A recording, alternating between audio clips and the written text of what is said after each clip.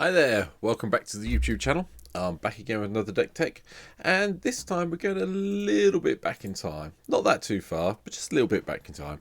Now, as you know, I got a little bit obsessed with Mirim when Battle for Baldur's Gate the Commander Legend set Battle for Baldur's Gate came out. I got a little bit obsessed with Mirim, but there was another one that caught my eye, and until recently I'd completely forgotten about this legend. And it's because it was one of my more fun decks I used to play back in availability when it was in standard, many years ago now. And I saw this commander come out and I knew I had to build it. And then I completely forgot about it because I got sidetracked with Mirim and how good Mirim was. And I felt really guilty about it. But recently, it's been brought to my attention that I never did this one. So, today's deck tech is all about the card I forgot about from the set. So, without further ado, meet Nine Fingers Keene, 1 black, green and blue, for a 4/4 legendary creature human rogue. If you don't play D&D, Dungeons and Dragons that is, rogues are thieves basically in the set, and they're pretty damn good characters. I played a rogue for a long time when I played AD&D, but this one's nice. Menace, great, love that. That's a nice start. 4 mana for a 4/4 menace, yeah, I can cope with that. Ward, pay 9 life. That's a lot of life to pay to deal with this creature. It basically means that outside of things like Wrath of God and Damnation and other such effects, Nine Fingers Keene is going to stay on the board. No one is going to pay 9 life to target with targeted removal or anything at all, I would imagine. Yeah, they'll probably try and blow the board up more rapidly when they have this come into play, but you know, 4 mana is quite aggressively costed as far as I'm concerned, and 6 and 8 is fine by me. But anyway, it's the third thing that Keene has on their little card makes me interested. Whenever Nine Fingers Keene deals combat damage to a player, look at the top 9 cards of your library. You may put a gate card from among them onto the battlefield. Then, if you control 9 or more gates, put the rest into your hand. Otherwise, put the rest on the bottom of your library in a random order. It's a gate deck. It is our brand new tribal gate deck commander, basically. And that is what I've built because I played gates a lot when they're available in standard. I love my gate deck. It was one of the best things I played. I won tournaments. I came second. I placed in things. I was really happy with it. I was sorry to see gates leave, but now I've seen this come back and I was just like, yep, I've got to do this. This has got to be done in Commander. So here we go. We'll start with the lands. The lands are important for this card. So, got Baldur's Gate. Got Basilisk Gate, got Black Dragon Gate, got Guild Gate, got Plaza, that's a gate, Golgari Guild Gate, Heap Gate, Mana Gate, Mazes End to win the game with, so that's important that it's in here. What else have we got that's a gate? Plaza of Harmony's in, it's not a gate, but it does gain us a little bit of life, which is quite nice. Sea Gate's in, Simic Guild Gate's in, Thoran Portal, which is absolutely awful in any format, but I figured in here in Commander it's not too bad if you have to pay 1 life for a bit of mana. But I'm hoping that we get sort of like Urborg in play or Yavimar so we can just tap it for the right colours. That's it though. There aren't that many, because it's only 3 colours and MTGO doesn't let me put anything that's off colour. It's a little bit short on gates, and we need kind of, you know, if we want to get the proper Mazes Ends win, which isn't a gate, we need to have 10 different gates in play, and we've got 12, so it's a little bit difficult, but it's doable. I've seen it done against me, and that's what reminded me that's what's reminded me about Nine Fingers. So the rest of the land are just on colour jewels. I've put in 2 of each of the basics, and then a couple of other bits and pieces. So Temple of False Gods in just to help us with our mana ramp. Reliquary Towers in because if we do get Keene to go off and we've got 9 gates in play, we do want to keep all the cards we're drawing in our hand, not discarding them. I've chucked in Field of the Dead because we'll have a lot of different lands coming into play, so we might have some zombies to act as blockers. And then I've also chucked in Besiege You, who shelters all. Now, this was the original version of Besiege You. The current one in Standard, I think, is kicking around on MTGO at the moment, about 15 tickets, so it's very, very pricey from my point of view. But we've got this one at the moment, and I've put it in because we do have quite a few instants of sorcery spells in this deck to help us get our lands out. And we want them to resolve. And there's a lot of counter spells, and there's a lot of other things, but if we've got this in play, we can get them to resolve. So, I just wanted to point that land out.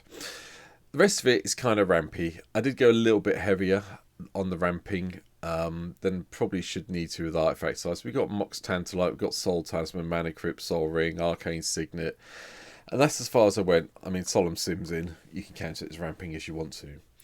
But then I decided I needed ways of playing extra lands, getting lands out of my library into play, and then something to do with all these nice lands that I'm hitting. So I'll just go through the deck really quickly and I'll pick up the key points as we get to it. So Birds of Paradise, Elixir of Immortality, Birds to help ramp, Elixir to get anything back into our library that gets destroyed, Cyclonic Rift, hopefully to overload and destroy the board, Disdainful Stroke, counter spell.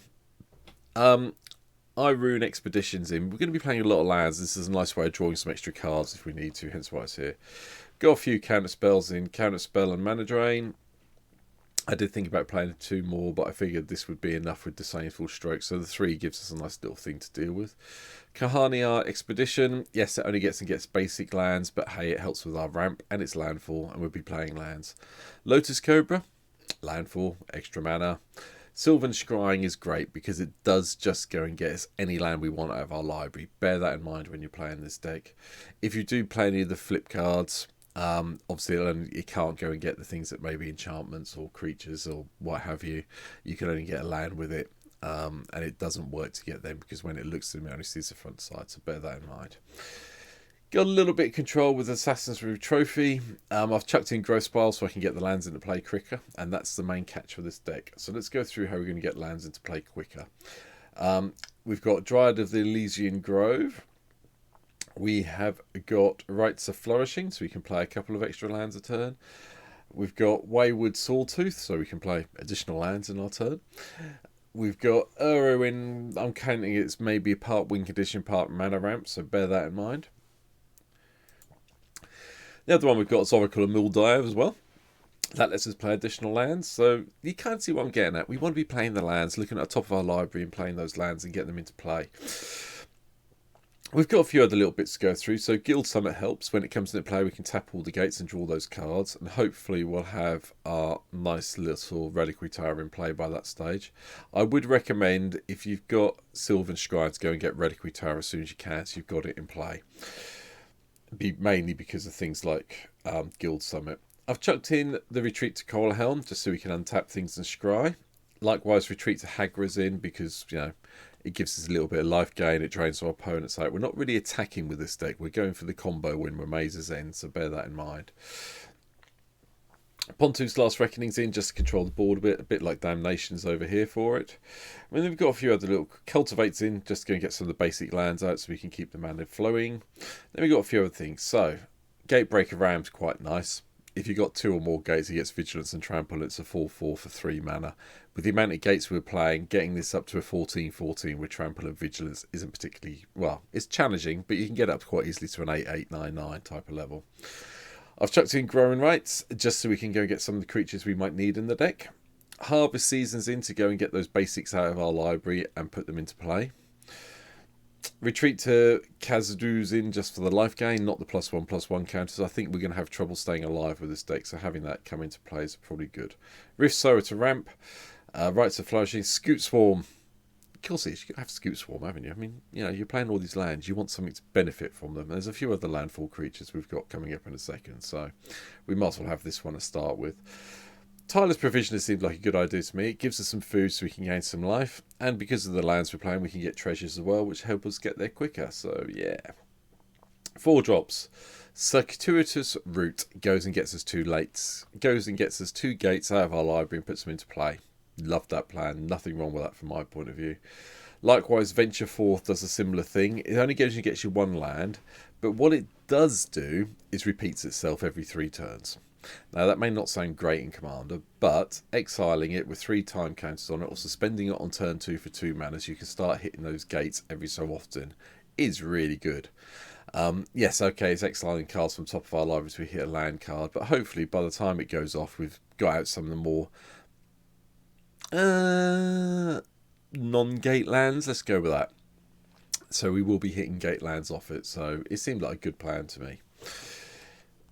Likewise, Rashimi's in as well. We might as well have this coming, so we're going to be casting some spells and we can reveal our top card. And it goes in our hand anyway, so it kind of helps. Solemn's in, I've talked about it. The other counter spell I've left in is Forceful Denial. I haven't played this before. I played it a couple of times when we drafted original Commander Legends back in the day. So I thought I'd give it a gamble in here and see if we can't counter some spells with it and, do the cascading. Yes, it's only going to cascade at a 4, but if it cascades into any of this, I will be happy. Cura the Boundless Skies is another way of going getting land cards. Notice it's land cards, not basic lands. So that when it dies, we can go and get them. Or if we need a big blocker, we get a nice big blocker. Zendikar's rolls in as well. Whenever we play a land, we get a 2/2 green elemental creature token. Yeah, blockers, like that plan. The Gitrog Monster. The Gitrog Monster should be on a deck on its own. I'm not going to argue that. It may be one of the ones I look at going forward. But for now, I've put it in this deck purely because we do get to play an additional land. And when one of our lands does get destroyed, we get to go and draw a card. I mean, we have got Elixir of Immortality. We can shuffle them all back in again. I'm not worried about it from that point of view. But I figured it was worth a bundle in here and have a laugh with it. Plus, it's a 6/6 Death Toucher. It holds back a lot of creatures, believe it or not. Urban Evolution's in, just for the card draw and the extra land drop. Consecrated Sphinx, I'm playing a blue deck. Yeah, wants to draw some cards. Couple of creatures here, Frost Titan and Grave Titan. Obviously, Primeval Titan's banned in Command, otherwise that would be in here as well. But these kind of help. They're kind of like backup win conditions, for want of a better phrase, maybe. Just so we can get the creatures into play, and we've got some blockers, especially with Grave Titan, attacking, entering the battlefield, 6 mana for 10 power worth of creatures that just increases each turn when you attack is not a bad gamble from my point of view. I've also included Royal Elemental. This is a fun card. You're casting lands, and you're going to nick people's stuff with it, as long as you keep the Royal Elemental in play. And we do have, it's kicking around down here, Whisper Silk Cloak. So that makes it really hard for our opponents to get rid of. Now, Whisper Silk Cloak is really here for 9 fingers, because we want 9 fingers to get through, no matter what. Menace is great, but they have to be blocked by 2 or more creatures. Whisper Silk Cloak goes, nah, I'm just going to run straight past you. But Whisper Silk Cloak also works really well on our elemental. Other landfall creature, Rampaging Baloths, 6/6, makes some 4/4s, thank you. Likewise, Avenger of Zendikar's in here. Cast it, get all the plant tokens, landfall, get some +1/+1s on those tokens. Nyx Bloom Ancient's in because there's a reason. We want the extra mana, and this triples everything we get. I've included Jadzi, Oracle of Archaeopsis, or however you pronounce the second part. Oracle of Arcavios, I'm guessing it is. Don't know. 2 reasons. It's a nice creature. If you need to play the creature side at 8 mana, that's fine. Like I say, you've seen enough instants and sorceries, you can see we can copy them. It's really good. But the journey to the Oracle's not too sad either. You can put the lands, if you end up with a whole handful of lands, you can put them into play, and if we've got 8 or more, you can discard a card and put it back in your hand. So, swings and roundabouts. I figured it's worth a try on this deck. Gate Colossus, we're playing gates, why not? Have one in here. And it's quite nice, because when a gate enters the battlefield under your control, you can put it back on top of your library, so you can always get it back, and it's hard for your opponents to deal with. Right, the reason Nyx Bloom is here is these 2 cards here. Genesis Wave, Animus Awakening. Now, Animus Awakening is very nice because it goes green and X. Look at all those top cards of your libraries, put all the lands into play. Everything else goes on the bottom of your library, but you get to put all the lands in play. And if you've got a couple of other instances of sorceries, and where we've got things like Cultivate, Bontu's Last Reckoning, Circuitous Route, they come into play untapped, which is nice with gates, because most gates come into play tapped, as you know. So, bonus, 0.1. Genesis Wave is a little bit more expensive. It's 3 green and X, but this puts anything into play that's X or less. Now, if you can do Genesis Wave, you get 11 mana in play, which isn't overly hard with the amount of artifact ramp we have in play. It's not particularly difficult to get up to 11, and if you cast this for X equals 8, and you can make it uncounterable with the wonderful land I was talking about earlier, which is Besiegers, who shelters all, you're going to get 8 permanents into play at least. It's very nice. It's one of my I play green a lot. Genesis Wave is one of the my most favourite cards ever created. I'll be perfectly honest about it. I play it in Modern, I played it in Standard. It's great, and as far as I'm concerned, it always has a home in a green deck if I need it to. This is one of the decks I needed to have a home in, so hence why it's here. One last card I haven't talked about, I just do need to point out, is I've put Sword of Feast and Famine in. It's the only other, it's a bit of equipment in here. But it's purely because it gives us protection from black, which is the main targeted removal colour studding commander. And it's quite nice that we can get whoever we deal damage to discard a card and untap our lands.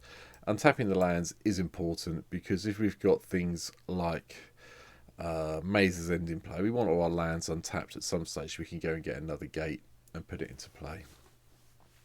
Even though Maze's End is back in our hand, but we have enough ways of dropping additional lands that we should be able to do it. So that's it. That's my little guide to Nine Fingers. I hope you enjoyed it.